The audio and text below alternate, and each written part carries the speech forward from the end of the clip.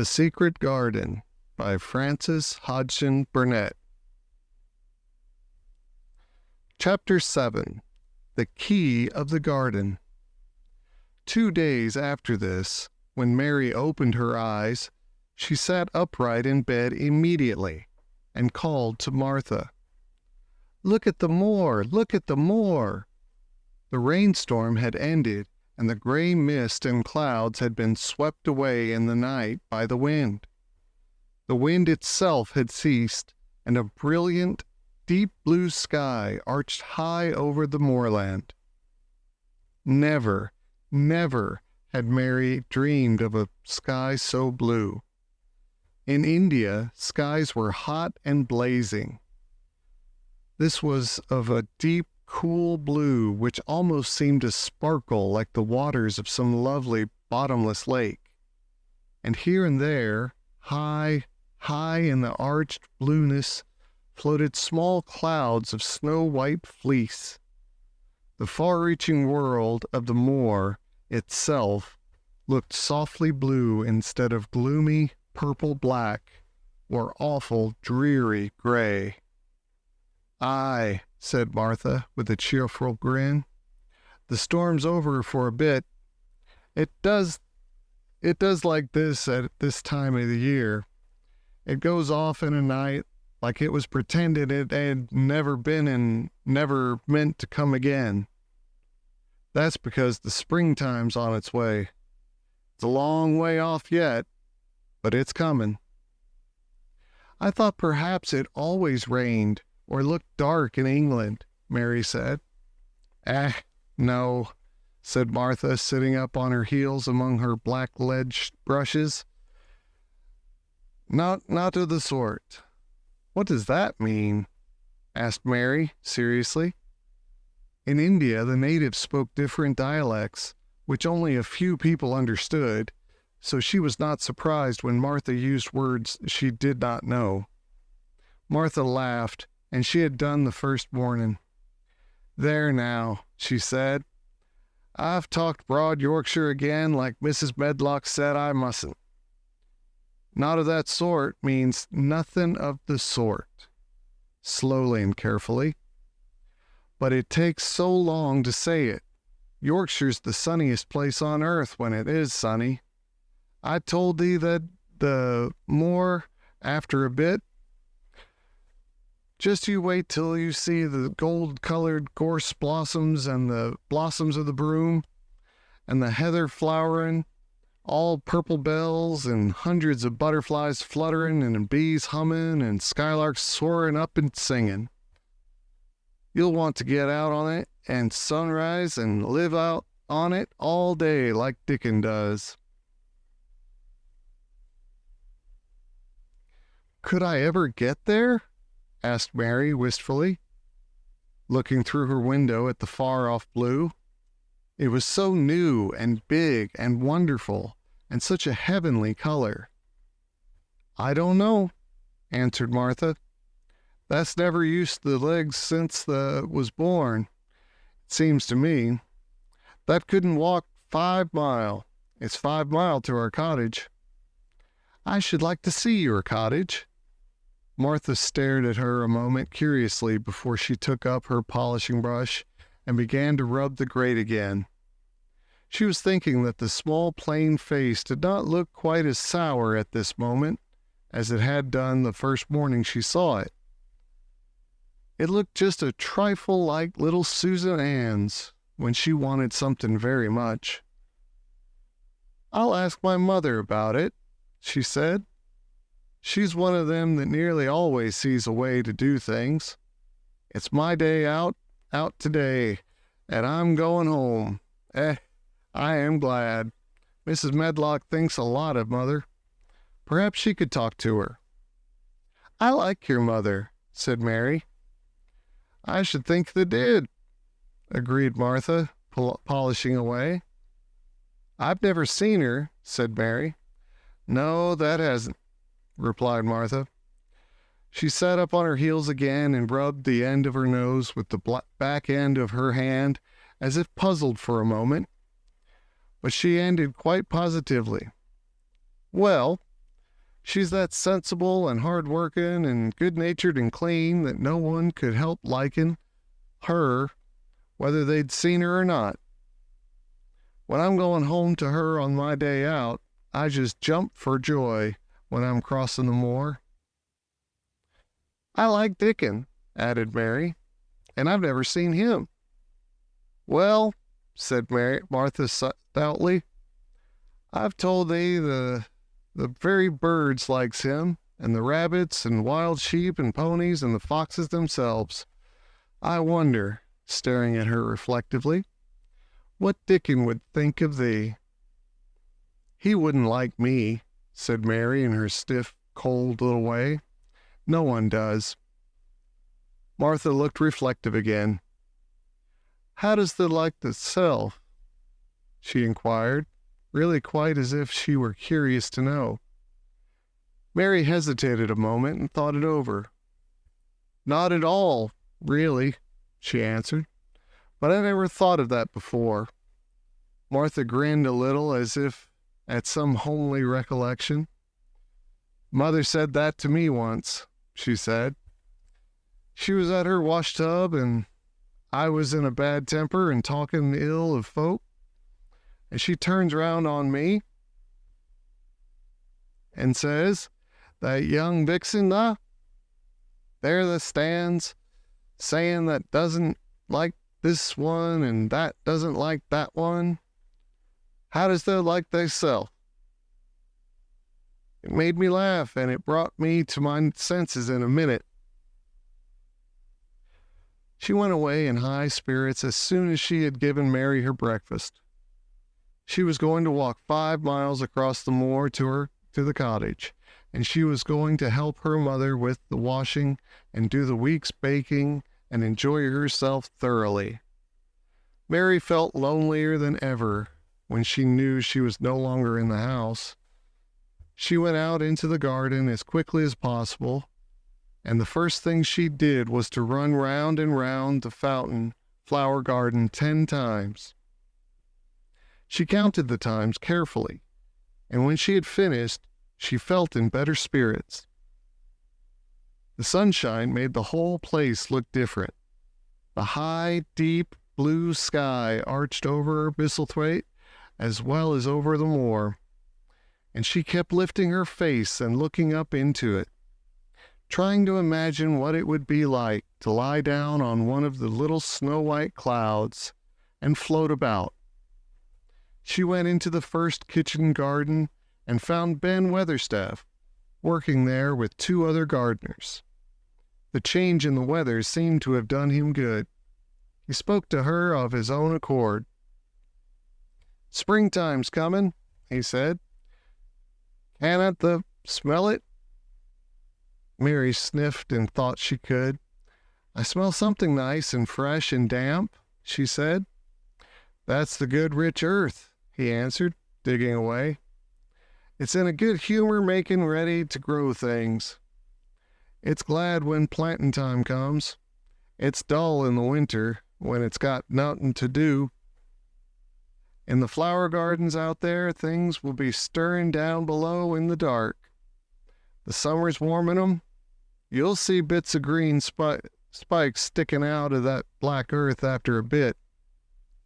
"What will they be?" asked Mary. "Crocuses and snowdrops and daffodillies. Has thou never seen 'em?" "No. Everything is hot and wet and green after the rains in India," said Mary, "and I think things grow up in a night." "These won't grow up in a night," said Weatherstaff. "They'll have to wait for 'em. They'll poke up a bit higher here and push out a spike more there and uncurl a leaf this day and another that. You watch 'em." "I am going to," answered Mary. Very soon she heard the soft rustling flight of wings again, and she knew at once that the robin had come again. He was very pert and lively, and hopped about so close to her feet, and put his head on one side and looked at her so slyly that she asked Ben Weatherstaff a question.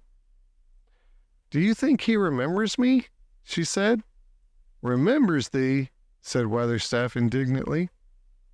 "He knows every cabbage stump in the gardens, let alone the people. He's never seen a little wench here before, and he's bent on finding out all about thee. There's no need to try to hide anything from him." "Are things stirring down below in the dark, in that garden where he lives?" Mary inquired. "What garden?" grunted Weatherstaff, becoming surly again. "The one where the old rose trees are." She could not help asking, because she wanted so much to know. "Are all the flowers dead? Or do some of them come again in the summer? Are there ever any roses?" "Ask him," said Ben Weatherstaff, hunching his shoulders toward the robin. "He's the only one as knows. No one else has seen it inside it for 10 years. 10 years was a long time, Mary thought. She had been born 10 years ago. She walked away, slowly thinking. She had begun to like the garden just as she had begun to like the robin and Dickon and Martha's mother. She was beginning to like Martha, too. That seemed a good many people to like, when you were not used to liking. She thought of the robin as one of the people. She went to her walkout outside the long, ivy-covered wall over which she could see the treetops. And the second time she walked up and down, the most interesting and exciting thing happened to her, and it was all through Ben Weatherstaff's robin. She heard a chirp and a twitter, and when she looked at the bare flower bed at her left side, there he was hopping about and pretending to peck things out of the earth to persuade her that he had not followed her. But she knew he had followed her, and the surprise so filled her with delight that she almost trembled a little. "You do remember me," she cried out. "You do! You are prettier than anything else in the world."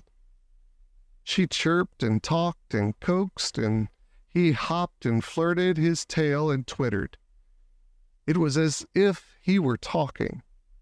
His red waistcoat was like satin, and he puffed his tiny breast out and was so fine and so grand and so pretty that it was really as if he were showing her how important and like a human person a robin could be. Mistress Mary forgot that she had ever been contrary in her life. When he allowed her to draw closer and closer to him, and bend down and talk and try to make something like robin sounds. Oh, to think that he should actually let her come as near to him as that! He knew nothing in the world would make her put out her hand toward him or startle him in the least tiniest way. He knew it because he was a real person, only nicer than any other person in the world. She was so happy that she scarcely dared to breathe. The flower bed was not quite bare. It was bare of flowers because the perennial plants that had been cut down for their winter rest, but there were tall shrubs and low ones which grew together at the back of the bed, and as the robin hopped about under them, she saw him hop over a small pile of freshly turned up earth. She stopped on it to look for a worm. The earth had been turned up because a dog had been trying to dig up a mole, and he had scratched quite a deep hole. Mary looked at it, not really knowing why the hole was there, and as she looked, she saw something almost buried in the newly turned soil. It was something like a ring of rusty iron or brass, and when the robin flew up into a tree nearby, she put out her hand and picked up the ring. It was more than a ring, however. It was an old key, which looked as if it had been buried a long time. Mistress Mary stood up and looked at it with an almost frightened face as it hung from her finger. "Perhaps it has been buried for 10 years," she said in a whisper. "Perhaps it is the key to the garden."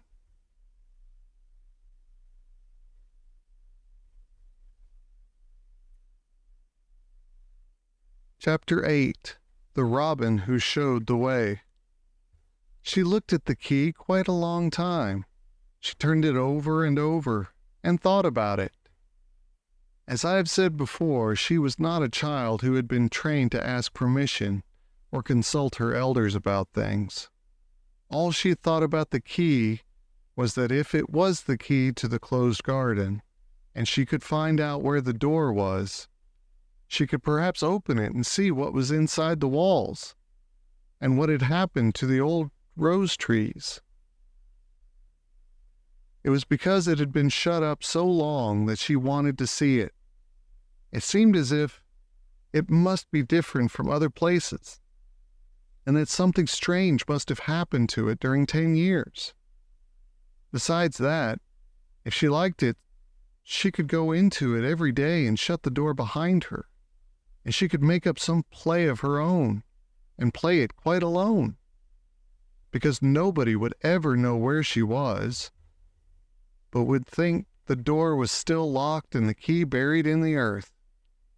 The thought of that pleased her very much. Living, as it were, all by herself in a house with 100 mysteriously closed rooms, and having nothing but whatever to do to amuse herself, it set her inactive brain to working and was actually awakening her imagination. There is no doubt that the fresh, strong, pure air from the moor had a great deal to do with it. Just as it had given her an appetite, and fighting with the wind had stirred her blood, so the same things had stirred her mind. In India, she had always been too hot and languid and weak to care much about anything. But in this place, she was beginning to care and to want to do new things. Already she felt less contrary, though she did not know why. She put the key in her pocket and walked up and down her walk. No one but herself ever seemed to come there, so she could walk slowly and look at the wall, or rather at the ivy growing on it. The ivy was the baffling thing.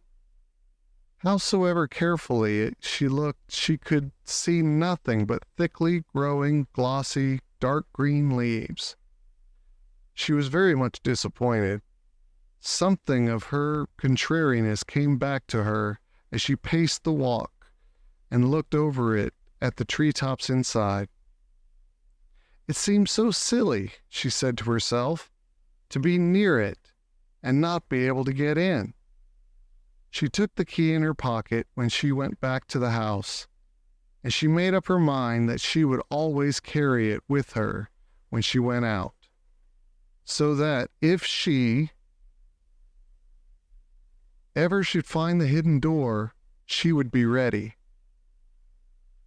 Mrs. Medlock had allowed Martha to sleep all night at the cottage, but she was back at her work in the morning, with cheeks redder than ever and in the best of spirits. "I got up at 4 o'clock, she said. It was pretty on the moor, with the birds getting up and the rabbits scampering about and the sun rising. I didn't walk all the way. A man gave me a ride in his cart, and I can tell you I did enjoy myself." She was full of stories of the delights of her day out. Her mother had been glad to see her, and they had got the baking and washing all out of the way. She had even made each of the children a dough cake with a bit of brown sugar in it. I had 'em all piping hot when they came in from playing on the moor, and the cottage all smelt of nice, clean, hot bacon, and there was a good fire, and they just shouted for joy. Our Dickon, he said our cottage was good enough for a king to live in. In the evening, they had all sat around the fire, and Martha and her mother had sewed patches on torn clothes and mended stockings, and Martha had told them about the little girl who had come from India, and who had been waited on all her life by what Martha called blacks, until she didn't know how to put on her own stockings. They did like to hear about you," said Martha. "They wanted to know all about the blacks and about the ship you came in. I couldn't tell them enough." Mary reflected a little. "I'll tell you a great deal more before your next day out," she said, "so that you will have more to talk about. I dare say they would like to hear about riding on elephants and camels, and about the officers going to hunt tigers." "My word!" cried delighted Martha. "It would set 'em clean off their heads." "Would they really do that, miss?" "It would be same as a wild beast show like we heard they had in York once." "India is quite different from Yorkshire," Mary said slowly, as she thought the matter over. "I never thought of that. Did Dickon and your mother like to hear you talk about me?" "Why, our Dickon's eyes nearly started out of his head. They got that round," answered Martha. "But mother, she was put out about your seeming to be all by yourself like. She said, 'Hasn't Mr. Craven got no governess for her, nor no nurse?' And I said, 'No, he hasn't, though Mrs. Medlock says he will when he thinks of it. But she says he mayn't think of it for 2 or 3 years.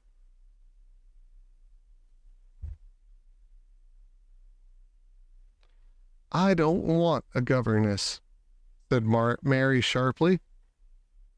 "But mother says you ought to be learning your book by this time, and you ought to have a woman to look after you. And she says, 'Now, Martha, you just think how you'd feel yourself in a big place like that, wandering about all alone, and no mother.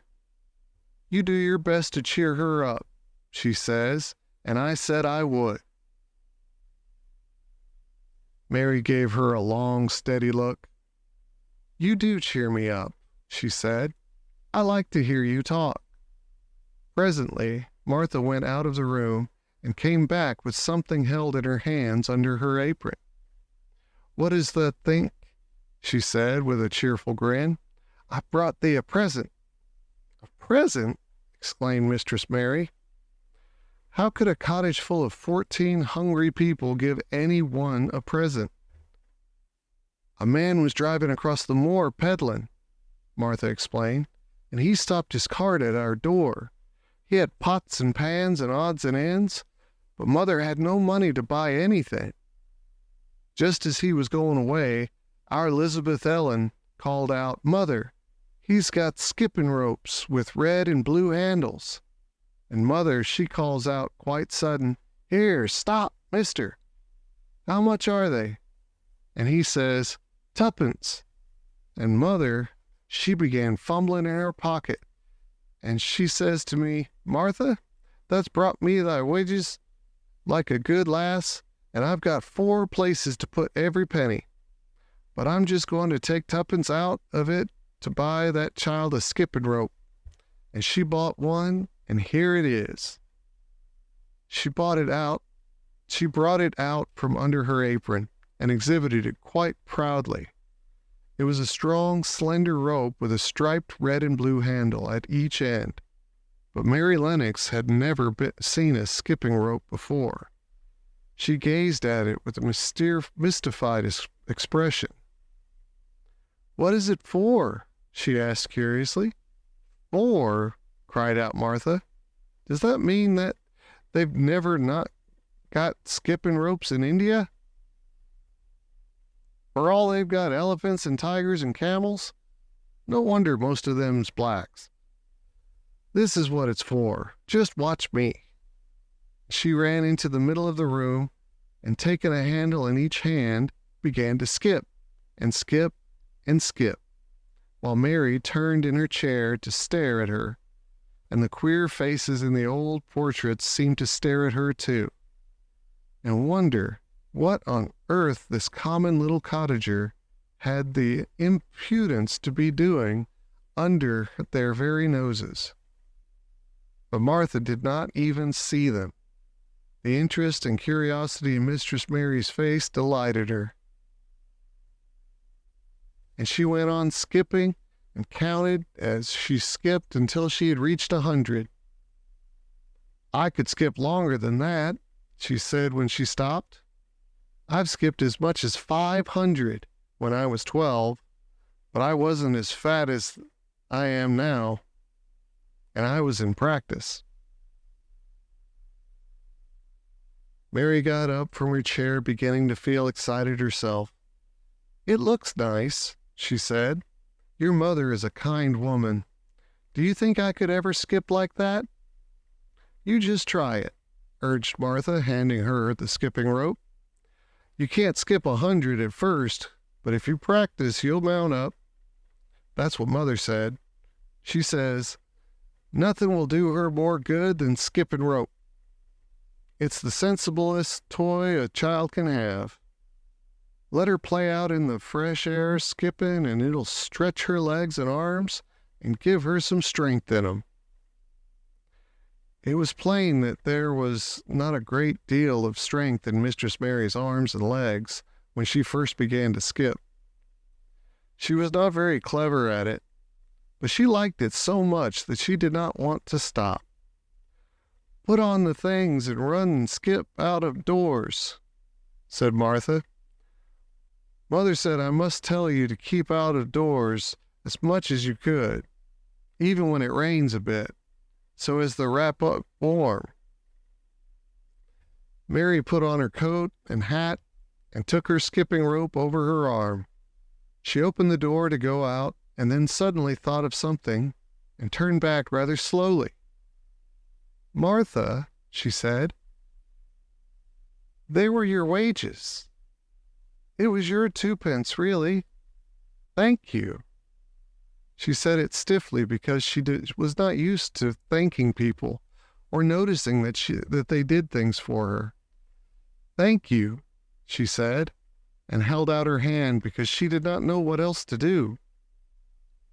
Martha gave her hand a clumsy little shake, as if she was not accustomed to this sort of thing either. Then she laughed. "Thou art a queer old womanish thing," she said. "If that'd been old Elizabeth Ellen, that'd have given me a kiss." Mary looked stiffer than ever. "Do you want me to kiss you?" Martha laughed again. "Nay, not me," she answered. "If that was different, perhaps thou'd want to thyself. But that isn't. Run off outside and play with thy rope." Mistress Mary felt a little awkward as she went out of the room. Yorkshire people seemed strange, and Martha was always rather a puzzle to her. At first, she had disliked her very much, but now she did not.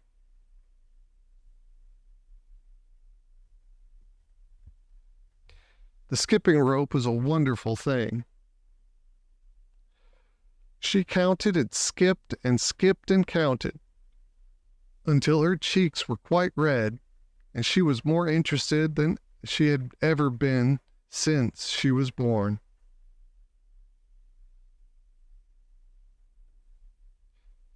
The sun was shining and a little wind was blowing, not a rough wind, but one which came in delightful little gusts and brought a fresh scent of newly turned earth with it.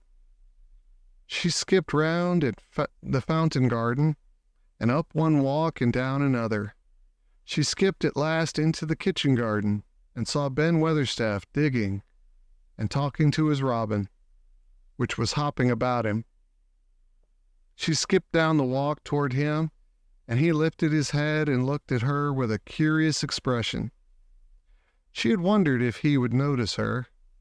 She really wanted him to see her skip. "Well," he exclaimed, "upon my word, perhaps thou art a young un, after all, and perhaps that's got child's blood in thy veins instead of sour buttermilk. That skipped red into thy cheeks as sure as my name's Ben Weatherstaff. I wouldn't have believed that, could it?" "I never skipped before," Mary said. "I'm just beginning. I can only go up to 20. "Keep on," said Ben. "The shape's well enough at it for a young'un that's lived with heathen. Just see how he's watching thee," jerking his head toward the robin. "He followed after thee yesterday. He'll be at it again today. He'll be bound to find out what the skipping rope is. He's never seen one. Shaking his head at the bird. "That curiosity will be the death of thee sometime, if that doesn't look sharp." Mary skipped around all the gardens and round the orchard, resting every few minutes.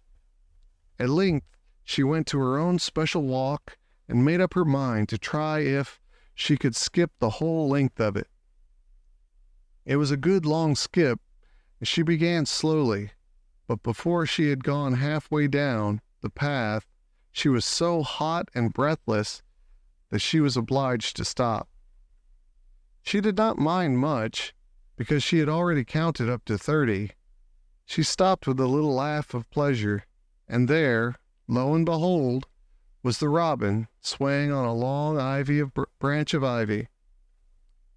He had followed her, and he greeted her with a chirp.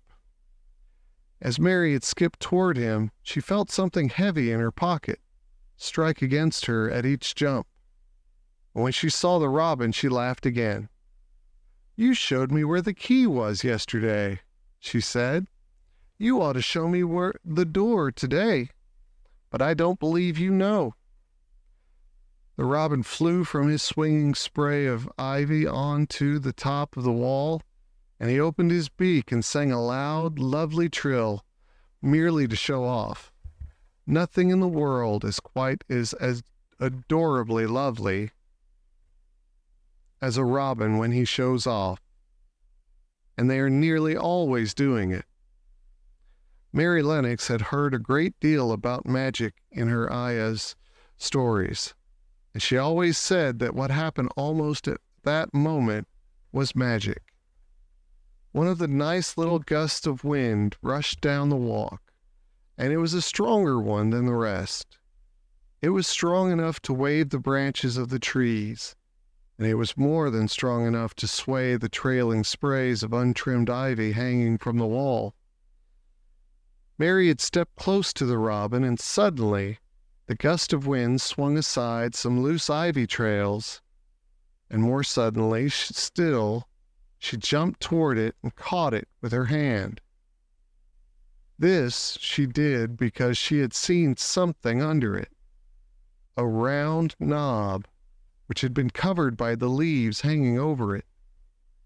It was the knob of a door. She put her hands under the leaves and began to pull and push them aside.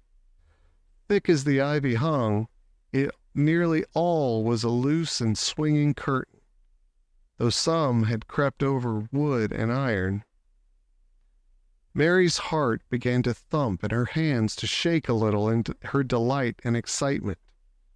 The robin kept singing and twittering away and tilting his head on one side, as if he were as excited as she was. What was this under her hands, which was square and made of iron, and which her fingers found a hole in? It was the lock of the door which had been closed 10 years. She put her hand in her pocket, drew out the key, and found it fitted the keyhole. She put the key in and turned it. It took 2 hands to do it, but it did turn. And then she took a long breath and looked behind her up the long walk to see if anyone was coming. No one was coming. No one ever did come, it seemed. And she took another long breath, because she could not help it. And she held back the swinging curtain of ivy and pushed back the door, which opened slowly, slowly. Then she slipped through it and shut it behind her, and stood with her back against it, looking about her and breathing quite fast with excitement and wonder and delight. She was standing inside the secret garden.